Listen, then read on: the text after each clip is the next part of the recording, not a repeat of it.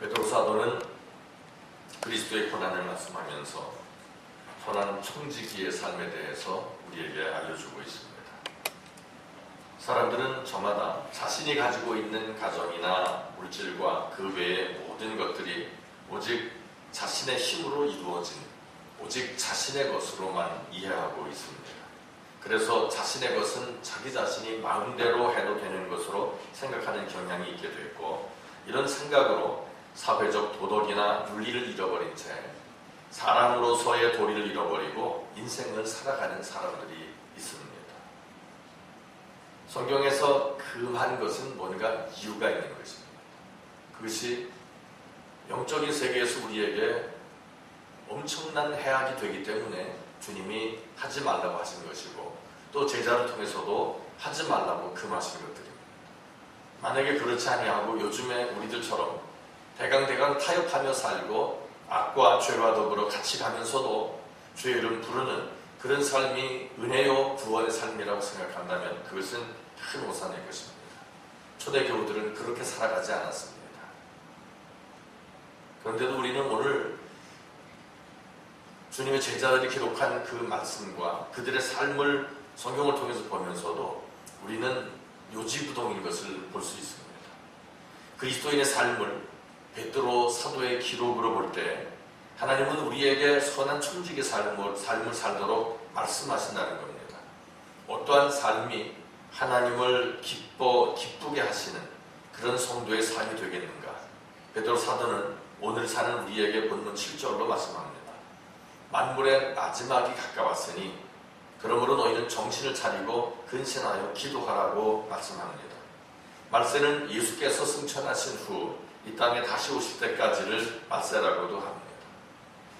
그런데 주님은 제자들에게 너희가 이 땅을 다 돌아다니기 전에 내가 오리라 이렇게 말씀하셨습니다. 여기 1차적 강림을 우리는 성령 강림으로 이해하고 있습니다. 만물의 마지막이 가까웠다는 말씀에서 오늘날 우리가 발견하게 되는 것은 사람들이 사람을 사랑하기보다는 돈을 사랑하고 부모를 사랑하고 효도하기보다는 불효하고, 그리고 겸손하기보다는 교만하고 진리를 따라서 살아가기보다는 죄를 물마시듯 하는 그런 세상이라고 볼 수밖에 없습니다. 말세가 되면 나타나는 현상을 성경은 말씀합니다. 디모데후서 3장 1절 이하에 보면 내가 이것을 알라 말세에 고통하는 때가 이르리니 사람들은 자기를 사랑하며 돈을 사랑하며 자긍하며, 여기서 자긍은 명예욕입니다. 교만하며 회방하며 부모를 거역하며 감사치 아니하며 거룩하지 아니하며 무정하며 원통함을 풀지 아니하며 참소하며 절제하지 못하며, 참소하다는 말은 남을 미워해서 여기저기에 고하는 것을 말한다고 볼 수 있겠습니다. 절제하지 못하며 사나우며 선한 것을 좋아 아니하며 배반하여 팔며 조급하며 자고하며 쾌락을 사랑하기를 하나님 사랑하는 것보다 더하며 경건의 모양은 있으나 경건의 능력은 부인하는 자니 이 같은 자들에게서 내가 돌아서라고 사도 바울은 디모데 사랑하는 그 영으로 난 아들에게 말하고 있습니다. 야고보서 5장 8절은 너희도 길이 참고 마음을 굳게 하라 주의 강림이 가까웠다라고 말씀하고 있습니다. 이기주의와 물질 만능의 세태 속에서 그리스도인의 빛과 소금된 삶이 더욱더 요청되고 있다고 우리는 보겠습니다. 그런데 빛과 소금의 삶이 아니라 아주 문제가 심각한 그런 삶을 예수 믿는다고 하는 사람들도 자행하는 것을 보면서 이제 어둠과 부패 속에 사는 세상 사람들에게 인생의 참된 진리의 길 되신 예수 그리스도를 우리가 올바르게 소개해야 할 것입니다. 그것은 입술로만이 아니라 우리의 행실로서도 증거해야 되겠다는 것입니다. 또한 예수님처럼 살려고 애쓰는 모습을 통해 세상에 그리스도의 빛을 비출 수가 있게 될 것입니다. 그리할 때 그리스도의 사랑을 전달할 수가 있게 될 것입니다. 이제 말세를 당한 성도의 삶은 먼저 개인의 성결에서부터 출발한다는 것을 우리는 잘 알게 됩니다. 성도의 성결 생활에 있어서 소극적인 면이 먼저 개인의 성결입니다. 거룩한 삶이라는 것입니다. 정신 차리고 근신해서 기도하라고 말씀합니다. 정신은 사람에 있어서 매우 중요한 요소입니다. 그 정신이 나간 사람을 역시 나갔다 이렇게 말합니다. 또 이게 좀 미친 사람, 정신병자를 의학적 용어는 정신분열증이다 이렇게 말합니다.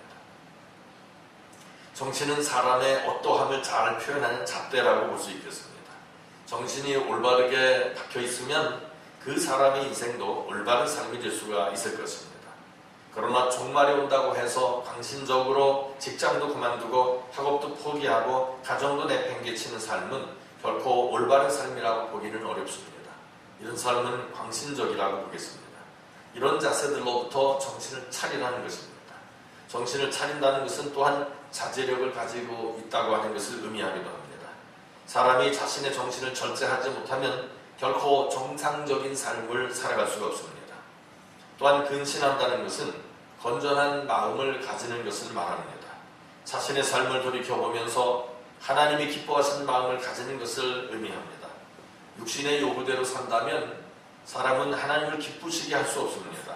사도 바울은 로마서 12장 1절 이하로 그러므로 형제들아 내가 하나님의 모든 자비하심으로 너희를 권하노니 너희 몸을 하나님이 기뻐하시는 거룩한 산제사로 드리라.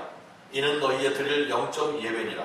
너희는 이 세대를 본받지 말고 오직 마음을 새롭게 함으로 변화를 받아 하나님의 선하시고 기뻐하시고 온전하신 뜻이 무엇인지 분별하도록 하라고 말씀하고 있습니다. 만물의 마지막에 사는 성도의 삶은 하나님의 뜻이 무엇인지 바르게 분별하여서 깨어 기도하는 생활이라고 말할 수 있겠습니다. 기도하는 삶은 하나님과의 올바른 인격적인 관계를 유지하는 방법입니다. 부모와 자식 간에도 대화가 없으면 부모는 자녀들이 무슨 생각을 가지고 살아가는지 전혀 알 수 없습니다. 또 어떤 고민거리를 안고 있는지도 알 수 없습니다. 또 자녀들은 부모님이 나에게 어떤 기대를 갖고 계신지 나에게 무엇을 바라는지 알 수 없게 됩니다. 이런 상황이 지속되면 부모와 자녀 간의 인격적인 교제가 끊어지면서 단순히 계약 관계가 될 뿐입니다. 그러하기 때문에 하나님 아버지와 자녀인 성도 간의 기도가 끊어지게 된다면 결코 바람직한 관계로 볼 수 없을 것입니다. 그러하기에 만물의 마지막이 가까운 이때에 우리 모두는 정신을 차리고 근신하고 깨어 기도하는 성도의 삶을 살아가야 할 것입니다. 성도의 적극적인 삶은 어떤 삶이겠나? 그것은 첫 번째가 소극적인 삶의 첫 번째는 경건이라고 했는데 적극적인 그런 삶은 서로 사랑하는 삶이라는 겁니다. 무엇보다도 서로 사랑할지니 사랑은 허다한 죄를 넘는다 했습니다. 하나님께 대한 성도의 태도가 기도라면 성도 간의 관계는 서로 사랑하는 것일 겁니다. 예수님이 이 땅에 오셔서 새로운 계명을 우리에게 주셨습니다. 사랑하라는 것입니다. 사랑은 허다한 죄를 덮는다고 말씀합니다. 자, 그러면 우리가 어떻게 사랑하겠는가? 제가 전에도 말씀드렸듯이 어떤 목사님이 이제 금년 한 해는 성도들을 미워하지 않기로, 성도들을 사랑하기로 그렇게 이제 마음 먹으면서 미워하지 않게 해달라고 기도했다고 제가 소개해 올린 적이 있습니다. 그 말이 맞습니다. 사랑의 시작은 있습니다. 미워하지 않으려고 우리가 기도할 때 이미 사랑이 출발되어진 것으로 우리는 믿어야 할 것입니다. 잠언서 10장 12절에 보니까 미움은 다툼을 일으켜도 사랑은 모든 허물을 가리운다 했습니다. 야고보서 5장 20절에 보면 너희가 알 것은 죄인을 미혹한 길에서 돌아서게 하는 자가 그 영혼을 사망에서 구원하며 허다한 죄를 덮을 것이라 했습니다. 우리가 다른 사람의 죄를 사하는 그런 의미가 아니라 이웃의 잘못을 정죄하지 아니하고 용서하는 것을 의미하는 것일 겁니다. 우리의 모든 죄를 용서해 주신 예수 그리스도의 보혈의 공로를 힘입은 것처럼 우리도 다른 사람들에게 사랑을 실천하면서 다른 사람의 허물을 들춰내지 않고 용서하고 관용하는 것을 의미하는 것입니다. 아주 오래된 일, 10년, 20년 그 이전의 일들을 기억해내면서 남편을 또는 아내를 또는 이웃을 정죄하고 욕하는 것은 올바른 성도의 삶이라고 보기는 어려울 것입니다. 제가 이렇게 살아가면서 보니까 남자들보다는 여자들이 기억력이 탁월한 것 같습니다. 신혼 초에 섭섭했던 일들 지금도 결혼해서 몇십 년씩 지난 사람도 그것을 가지고서 남편에게 말하는 이런 분들도 아마 있을 것입니다. 그런데 그렇게 오래전의 일들을 기억하면 옳지 않습니다. 또 남편들이 물론 다 잘못하는 것이겠습니다만 여자들 또한 다 잘하는 것은 아닐 것입니다. 사람마다 자기 허물을 못 봅니다. 그리고 다른 사람의 허물을 보니 이제 그것이 문제가 되는 것입니다. 그런데 내가 큰 죄인이었는데 주님 앞에 용서받은 것을 깨닫는다면 다른 사람들이 내게 하는 것에 대해서 우리는 넉넉히 탕감할 수 있어야 된다는 것이 바로 성경의 가르침인 것입니다. 만약에 그리하지 아니할 때 우리의 죄 또한 용서받지 못한다라고 주님이 말씀하고 있습니다. 사도 바울은 고린도전서 13장 5절 이하로 사랑은 무례하게 행치 아니하며 자기만의 유익을 붙지 아니하고 성내지 아니하고 악한 것을 생각지 아니하고 불의를 기뻐하지 아니하고 진리와 함께 기뻐한다라고 말씀합니다. 우리가 성도 간에 서로 사랑한다면 바로 이렇게 진리대로 살아가면서 섬기는 삶의 모습을 간직하게 될 것입니다. 우리는 다른 사람의 허물은 잘 봅니다. 그러나 다른 사람이 행하는 선한 일은 잘 못 보는 경향이 있습니다. 야고보서 5장 20절 보니까 너희가 알 것은 죄인을 미혹한 길에서 돌아서게 하는 자가 그 영혼을 사망에서 구원하며 허다한 죄를 덮을 것이다 라고 말씀하고 있습니다. 우리가 가장 중요하게 여겨야 할 것은 생명 구원입니다. 근데 이 생명 구원은 어떻게 가능한가? 죄로부터 돌이키게 해야 하는데 그것은 복음을 전달하는 것밖에 없습니다. 그 누구도 예수 믿으면 어두운 일들로부터 벗어나서 이제 은혜의 삶을 살아가게 된다는 것, 믿음의 삶을 살아가게 된다는 것, 바로 이것이 생명의 삶의 출발이 되어진다는 것을 우리는 잘 알고 있는 것입니다. 예수님은 자기 눈의 들보를 깨닫지 못하고 형제의 눈 속에 있는 티를 보는 사람들에 대해서 교훈하셨습니다. 들보라고 하는 게 뭔가 하면 옛날 집의 경우에 요즘에도 들보가 있긴 있습니다만 잘 안 보입니다. 옛날 집들 보면 그 지붕 올 때 가운데로 올라가는 게 있습니다. 그것을 들보라고 말합니다. 그 들보를 올리면서 보통 뭐 상냥식을 하는 게 그런 이야기도 합니다. 근데 나중에 보니까 형식적으로만 합니다. 근데 그 들보라고 하는 것이 눈에 들어갈 수는 없습니다. 엄청나게 사람보다도 크죠. 그러니까 우리의 허물은 그렇게 많다는 것입니다. 다른 사람의 허물은 눈에 티끌 만큼밖에 되지 않는다. 그런 식의 이해를 하라는 것입니다. 우리 옛날에 못 묻은 개가 겨 묻은 개 나무란다. 그런 말이 있습니다. 근데 그러한 일들이 사실 있습니다. 예전에도 얼마 전입니다만 목사님 한 번 신년 할애일 때 나가서 그런 말을 합니다. 아주 금년 한 해 동안 좀 좋은 직분을 이렇게 좀 얻게 되신 분이신데 사람은 정직해야 됩니다. 목사들은 정직해야 됩니다. 신실해야 합니다. 그렇게 얘기를 하는데 사람들이 속으로 다 웃었습니다. 왜냐하면 그 사람이 비례원상이었기 때문입니다. 그러니까 자기 자신의 허물을 모르는 겁니다. 그리고 다른 사람들을 보면서 자기보다는 낮게 사는 사람들을 보면서 그 티를 발견하면서 10년 전부터 반듯하게 살으라고 하니까 사람들이 속으로 웃죠. 저도 속으로 웃었습니다. 왜냐하면 그 사람 저한테 혼난 사람이거든요. 공금 횡령하다가 저한테 걸려가지고. 그런데도 그렇게 말합니다. 그래서 주님이 하신 말씀 생각했습니다. 행위를 범하지 말고 가르침을 따라서 살아가자. 그래서 올 한 해 더욱더 정직하고 진실하게 살기로 이렇게 마음을 먹고 있습니다. 우리 모두의 삶이 그렇게 될 수 있기를 주의 이름으로 축복합니다. 그리고 다음으로 적극적인 삶은 서로 대접하는 삶입니다. 그 인정머리가 없는 그런 삶은 안 된다는 겁니다. 본문에 서로라고 하는 말이 3번 나옵니다. 누구 하나만이 아닙니다. 어떤 분들이 이제 우리 교회 오신 분들이 그런 얘기를 합니다. 교회를 여기저기 다녀봤지만 이 교회처럼 목사가 교인들에게 밥 사주는 교회는 별로 없다. 밥 못 얻으신 분들 죄송합니다. 말씀하십시오. 제가 사드리겠습니다.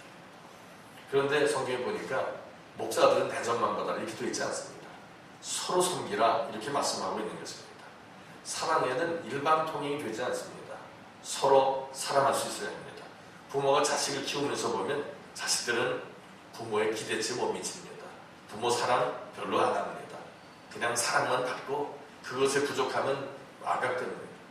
강아지들도 보면 여러 마리 있을 때 하나 쓰다듬어주면 다른 강아지가 그 강아지를 깨뭅니다. 그리고 새끼들을 너무 귀여워하면 또 어미 개가 와가지고 회방하는 그런 경우도 있습니다. 우리는 강아지 수준, 그 개 수준은 벗어난 사람들입니다. 누가 좀 사랑 좀 받으면 함께 어울려서 또 보듬어주고 사랑해주고 그러면 그 사랑이 점점 더 커질 줄 우리는 믿습니다. 서로 대접하라, 서로 봉사하라 이렇게 말씀합니다. 서로입니다. 서로 대접하는 삶은 아름다운 조화스러운 모습입니다. 음식으로만 대접하는 것이 아닙니다. 또 나 자신을 낮추어서 상대방을 나보다 더 높이는 그런 대접도 있습니다. 서로 대접하는 삶은 자신을 낮추는 겸손한 삶이 된다는 것을 기억할 수 있게 되기를 바랍니다. 성도들은 겸손의 허리띠를 띄어야 합니다. 다른 사람이 나를 먼저 대접하면 내가 대접하겠다고 하는 그런 교만한 자세는 우리가 버려야 하는 것입니다. 내가 먼저 섬기는 자세가 하나님을 더 기쁘시게 할 수 있습니다. 아브라함은 소돔과 고모라 성을 멸하러가는 천사를 음식뿐 아니라 하나님의 천사를 다 잘 대접했기 때문에 조카 롯을 구원할 수가 있었습니다. 사랑하는 여러분, 우리의 삶 속에 아브라함과 같은 자손의 축복, 믿음의 축복이 임할 줄을 믿습니다. 그러자면 우리는 히브리서 13장 2절에 기록된 말씀처럼 손님 대접하기를 잊지만 이로써 부지 중에 천사를 대접한 일이 있었느니라 했는데, 아브라함은 천사들만 대접한 것이 아니라 창세기 18장인가 보면 하나님을 대접하는 놀라운 은혜와 축복을 경험하게 됩니다. 뭘 받아서가 아닙니다. 천사들을 대접할 수 있다는 것이 축복입니다. 하나님을 대접할 수 있다는 것이 영광입니다. 이것보다 큰 축복은 없습니다. 가끔 TV를 보면 그 장관이나 또 아니면 대통령이 재래시장에 가서 뭐 물건을 사는 것을 보게 됩니다. 그러면 상인들은 돈을 안 받으려고 해요. 오시는 것만 해도 영광입니다. 그러면서 막 이렇게 싸주려고 합니다. 하지만 거기 방문한 사람은 반드시 값을 지불합니다. 우리가 주님 대접하는 것 같은 영광은 없을 줄 믿습니다. 주님이 어디 계십니까? 우리 각인 속에 계십니다. 그래서 이웃을 대접하는 그것은 곧 주님을 대접하는 것입니다. 이런 것에 대한 비밀을 잘 깨닫길 바랍니다. 그래서 우리의 삶이 보다 더 윤택하고 하나님의 사랑으로 충만한 그런 삶에 되게 하기를 주의 이름으로 축복합니다. 그 다음으로 서로 봉사하는 삶입니다. 서로 봉사해야 합니다. 10절에 보면 각각 은사 받은 대로 하나님의 각양 은혜를 맡은 선한 청지기 같이 서로 봉사하라고 말씀합니다. 성도는 하나님의 자녀인 동시에 주님의 종입니다. 예수 그리스도의 십자가 보혈로 우리를 사셨기 때문에 우리 이제 마귀의 죄의 종이 아니라 예수님이 나의 주인, 우리는 고백하고 또 그렇게 인식하며 살아가고 있습니다. 하나님의 자녀됨과 주님의 종됨은 마치 동전의 앞뒷면과 같습니다. 종은 하나님의 모든 것을 위임받아 관리합니다. 하나님의 자녀들을 양육하면서 관리하는 것입니다. 그러니까 우리가 이 땅에 살아가면서 하나님의 자녀인 동시에 하나님의 종입니다. 그러니까 청직이라 그런 얘기입니다. 내게 있는 모든 것이 하나님이 내게 허락하신 것입니다. 뭐라고? 하나님의 자녀들을 잘 관리하고 양육하라고 말입니다. 그런데 나만 배불리 먹고 살면 이제 주님 나라 갔을 때 아마도 찬망이 있지 않을까, 그런 생각을 가져보셔야 합니다. 우리가 이 땅에 갈 때 다 버려두고 가게 될 것입니다. 제가 어제 TV를 잠깐 보는데 참 어처구니 없는 것을 볼 수 있었습니다. 자기의 영광을 위해서 수도 없이 사람을 죽인 그런 부류가 저 북쪽에 있습니다. 아시죠? 그 김일성 3대가 지금 그런 입장입니다. 뭐 고모부고 뭐고 없는데 그 김일성의 경우에는 그 딸 김경희를 그렇게 사랑했다고 합니다. 그래서 딸 바보였었다고 그런 말을 하는데 거기에 나온 TV에 그 객석에 나온 분들 다 웃었고 저도 웃었습니다. 딸 바보 전혀 어울리지 않아요. 독재자의 삶에도 딸 바보가 있었다. 자기 자식, 자기 후손들만 아는 겁니다. 그렇잖아요. 지금 독재라고 하는 게 거의 그런 겁니다. 서로를 모릅니다. 우리는 이제 시선을 좀 넓혀야 합니다. 금요일날도 말씀드렸지만 누가 큰 사람입니다. 큰 사람은 마음이 큰 사람이에요. 돈이 많은 사람이 크고 권세가 높은 것이, 그 권세가 많이 주어진 것이 그게 큰 게 아닙니다. 남에게 베풀 줄 아는 사람이 큰 사람입니다. 남을 칭찬할 줄 아는 사람이 큰 사람입니다. 칭찬받으면 우쭐하고 칭찬하기를 인색하고 이런 사람은 한없이 작은 사람입니다.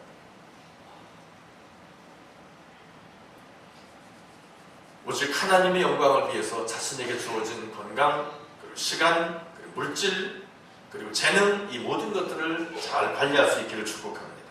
이것이 바로 서로 봉사하는 삶의 시작이 될 수 있을 것이고, 또 이런 삶이 하늘에서 영원한 아주 놀라운 그런 영광을 맛보게 할 것입니다. 그 세계를 경험하지 못했기 때문에 아마 이런 일이 피부적으로 다가오지 않을 수 있겠습니다만, 어쨌든 믿음으로 그렇게 할 수 있기를 축복합니다. 봉사에 있어서 남이 먼저 하기를 기다리거나 포기하는 것은 결코 옳은 것이 아닙니다. 제가 어제도 잠깐 이 교회 앞으로 이제 걸어서 이렇게 지나가 봤습니다. 그런데 심각합니다. 먹기는 저들 좋아서 먹고, 왜 그 내려가면서 컵들을 다 여기다 버리는지, 식당에 저기서 먹고 커피 한 잔씩 빼가지고 내려오는 거예요. 그러면서는 주차장에다가 길목에다 다 버리면서 나가요. 우리 예수 믿는 사람들은 어디 가서 그런 짓 하지 맙시다. 이 세상은 하나님의 작품입니다. 훼손시키지 말고 내가 먹은 것, 그거 하나님의 주머니 같은 이 땅에다 버릴 것이 아니라 좀 접어서 자기 주머니에 넣다가 쓰레기통 만난 거기다 집어넣고 그렇게 할 수 있어야 할 것으로 우리는 믿고 그렇게 생활할 수 있기를 축복합니다. 얼마 전에도 어떤 분이 그런 얘기를 합니다. 운전하다가 앞에서 담배 피는 인간 보면 쫓아가서 뒤에 밟고 싶다고 그런 얘기를 해요. 그래서 어휴, 사장님 훌륭한 생각하셨습니다. 그러니까 웃으면서 그래요. 저 담배 끊은 지 3일 됐습니다. 3일 전만 해도 남들로부터 그런 소리 들었던 사람이 이제 담배 끊은 지 3일 되면 남이 그런 행동을 도저히 못 봐주는 거예요. 담배도 그렇습니다. 옆에서 피면 얼마나 곤욕스러운지 모르겠어요. 본인은 좋아서 할지 몰라도 옆에 있는 사람들은 굉장히 힘듭니다. 그리고 학자들이 말하지 않습니까? 간접 흡연이 더 무섭다고. 남을 죄 죽이면서 다니는 거예요. 그러니까 나는 살인죄 안 졌다라고 말할 수 없습니다. 분진 발생하는 것들도, 사업장 하시는 분들도 신경을 잘 써야 될 것들은 함부로 처리하면 남을 해코지 하는 거예요. 생명을 죽이는 겁니다. 그러고 나서 나는 남을 해코지 한 적 없다라고 말한다면 그건 어느 도단일 것입니다. 모두가 다 살인죄로 기억될 것입니다. 지금 대기업들도 보면 그렇습니다. 어쨌든 허물들은 다 감추려고 합니다. 근데 그런 것들도 하나님 앞에서 나중에 다 심판받게 될 것입니다. 우리는 모두가 조심해야 합니다. 우리의 삶에 있어서도 가급적이면 쓰레기를 좀 줄이는 것도, 그것도 다른 사람의 생명을 살리는 것이 됩니다. 쓰레기를 많이 내면 그만큼 다른 사람들의 생명을 우리가 간섭하는 것이 됩니다. 다 책망의 대상이 될 수밖에 없다는 것을 기억할 수 있기를 바랍니다. 성도의 올바른 삶의 모습은 하나님이 주신 은사를 활용해서 교회 안에서도 잘 봉사하는 것입니다. 구역에서 봉사하고, 성가대에서 봉사하고, 교사로서 봉사하고, 여성교회에서 서로 봉사할 수 있는 것입니다.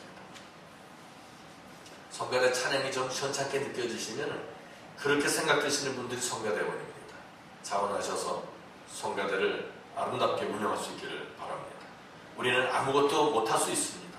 하지만 내게 능력 주신 자에서 내가 무엇이든 할 수 있다는 바울의 고백처럼 우리의 고백이 그리 되어야 할 줄로 믿습니다. 말을 할 때도 하나님의 말씀을 하는 것 같이 해야 합니다. 봉사할 때도 하나님이 주시는 힘으로 하는 것 같이 해야 하는 것입니다. 우리가 사랑할 때도 하나님이 주신 힘으로 하는 것 같이 해야 할 것입니다. 힘이 들어도 그리스도의 고난을 생각하면서 하나님의 힘을 공급받아 힘차게 봉사해야 할 것입니다. 우리의 삶이 이와 같이 되기를 축복합니다.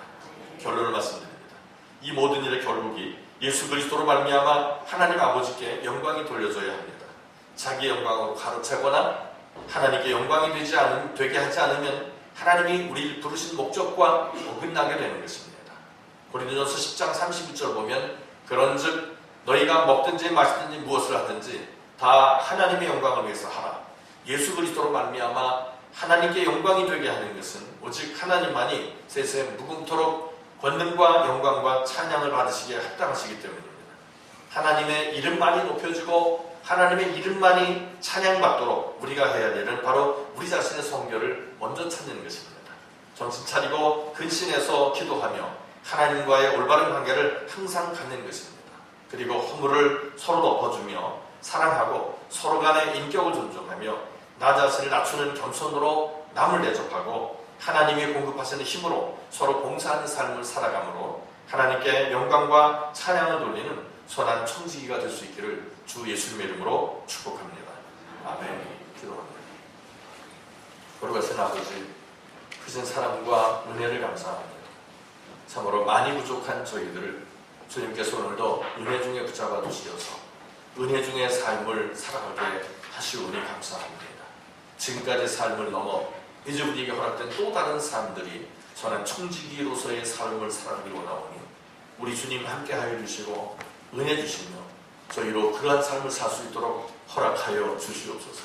주 예수님 이름으로 감사하며 축복하며 기도 올립니다. 아멘.